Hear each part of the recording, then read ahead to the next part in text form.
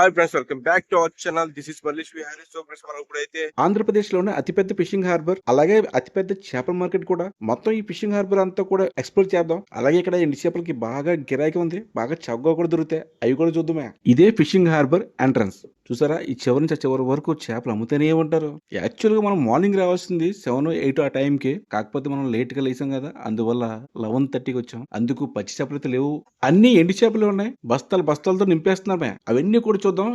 ఎండు చేపలు అయితే ఇలా మొత్తం ఆరబెట్టేస్తున్నారు కింద తరఫ వేసి. ఎక్కడ చూసినా బస్తాలు బస్తాలతో ఉన్నామే. మొత్తం వెతికాను కానీ పచ్చి చేపలు దొరకలేదు. మొత్తం ఇక్కడ నుంచి ఈ చివరి నుంచి చివరి వరకు కూడా అంతా కూడా ఎండి చేపలు ఉన్నాయి. ఇంకా ఈ ఫిషింగ్ హార్బర్ కోసం చెప్పాలి అంటే ఇండియాలోనే అతిపెద్ద ఫిషింగ్ హార్బర్ ఇది. ఇంకా ఇదైతే 26 హెక్టార్ల విస్తరణలో విస్తరించి ఉందంట. ఇంకా చెప్పాలంటే 1976 సంవత్సరంలో ప్రారంభించారంట.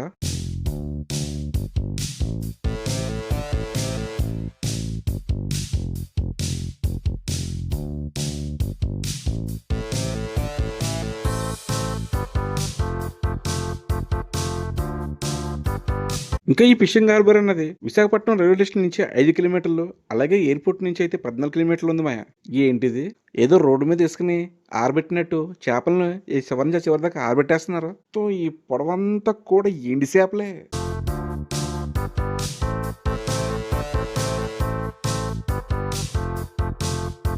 ఇవన్నీ వేటకు వెళ్ళే నామలు, పడవలు, బోట్లు వరుసెట్టున్నాయి. ప్రజెంట్ అయితే ఫిషింగ్ చేసి వచ్చినట్టున్నాయి, రెస్ట్ తీసుకుంటున్నట్టున్నాయి. మొత్తం ఈ చివరిని చూస్తారు ఎలా ఉన్నదో. ఎలా ఉందంటే ఆర్టీసీ కాంప్లెక్స్ లో బస్సులు ఆగినట్టు, అలాగే ఎయిర్పోర్ట్ లో ఫ్లైట్స్ ఆగినట్టు, అలాగే రైల్వే స్టేషన్ లో ట్రైన్స్ ఆగినట్టు ఉంది. అలాగే ఈ బోట్లకి హార్బర్ అన్నమాట. ఇక్కడ కొత్త బోట్లు తయారు చేస్తారు. అలాగే ఫిషింగ్ చేస్తున్న చేపలన్నీ కూడా ఇక్కడి నుంచే దేశ విదేశాలకి ఎక్స్పోర్ట్ అవుతాయి. ఇక్కడ చూసారా, ఎండిన చేపల్ని ఒక బస్తాలో వేసి కుట్టేస్తున్నారు. ఈ పోగు చూసారా, ఈ పోగంతా కూడా ఎండి మెత్తలు అనమాట. ఏదో బస్తాలు ఇసుకేసి కుక్కేస్తున్నారు కదా. ఇవన్నీ కూడా విదేశాలకి అండ్ రాష్ట్రాలకి ఇతర ప్రదేశాలకు కూడా ఎక్స్పోర్ట్ చేస్తారు.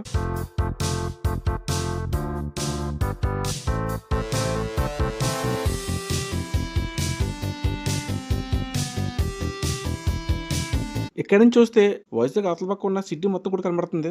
ఐస్ ప్యాటర్న్ నుంచి ఈ ట్రక్కుల్లో ఐస్ ను రవాణా చేస్తారు. ఒక ఐస్ బాక్స్ లో చేపల్ని, రొయ్యల్ని, పీతల్ని, ఇతర చేపల్ని వేసి ఈ ట్రక్కుల్లోని అలాగే కొన్ని రవాణాల ద్వారా ఎక్స్పోర్ట్ చేస్తారు.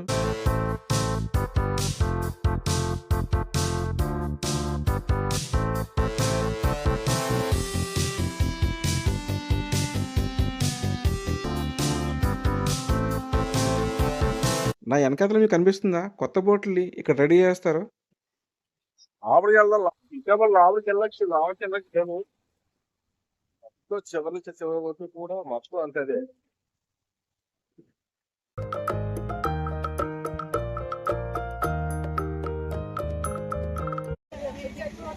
బాబా అక్కడ ఇంకో ఆల్ రేట్లు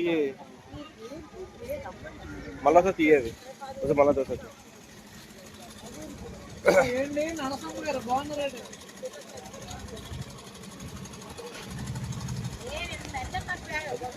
ఇదేమో ఎండిన రైపట్టు. చిన్న గ్లాస్ చూసారా ఎలా ఉందో, దాంతో అమ్ముతున్నారు అనమాట.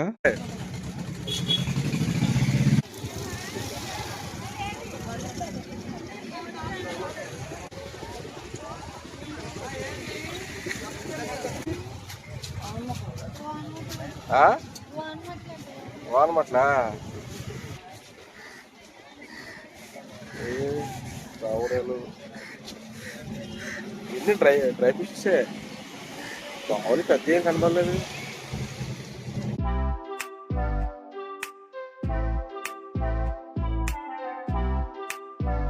పెద్ద ఎలాగండి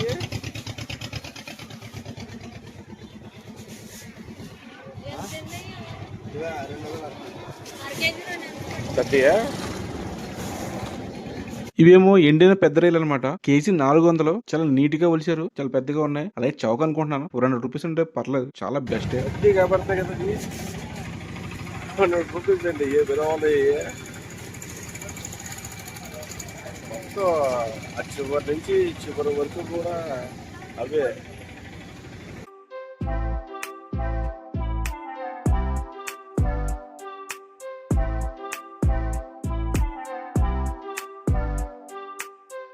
అటుపక్క కూడా మీకు పచ్చి చేపలు ఉంటాయి, ఎక్కువ చేస్తున్నారు. ఇటుపక్క ఈ లైన్ మొత్తం చివరి వరకు కూడా మీకు డ్రై ఫిష్ అరే పచ్చి కూడా ఉన్నాయి. ఒక సైడ్ కి అయితే అమ్ముతున్నారు కుప్పలు కుప్పల కింద. ఇవైతే కొంచెం రేట్ ఎక్కువ ఉంటాయి. ఇక్కడ ఉండేటువంటి జనాలకైతే అమ్ముతారన్నమాట. పొద్దున్నే వస్తే ఇంకా సూపర్ అన్నమాట. చేపలు పెద్ద అన్నా బల్కులుగా కావాలి అన్నా పొద్దున్నే వచ్చేయండి. మినిమం 5:30 దగ్గర నుంచి స్టార్ట్ అయిపోద్ది. 8:30, 9 వరకు ఉంటుంది. ఆ తర్వాత ఇవి ఇంకా ఇలాగే ఒక సైడ్ కి అయితే వచ్చేస్తారన్నమాట అమ్మే వాళ్ళందరూ. వామ్మో! ఏం చేస్తుంది? మంత్రంగానే వేస్తుందా ఏంది? అర్రె! ఆ చేప అడిగితే 500 చెప్పిందమ్మా. ఇంక నా వల్ల కాదు బాబోయ్! ఇంకేం బేరం ఆడతాం? బ్లాగ్ అయితే ఫినిష్ అనమాట. సో మేము అయితే ఇంక బయటకు వచ్చేస్తాం.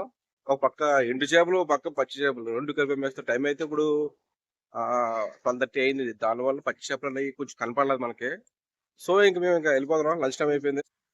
వీడియో నచ్చితే కనుక లైక్ చేయండి, షేర్ చేయండి, సబ్స్క్రైబ్ చేయడం మాత్రం మర్చిపోవద్దు.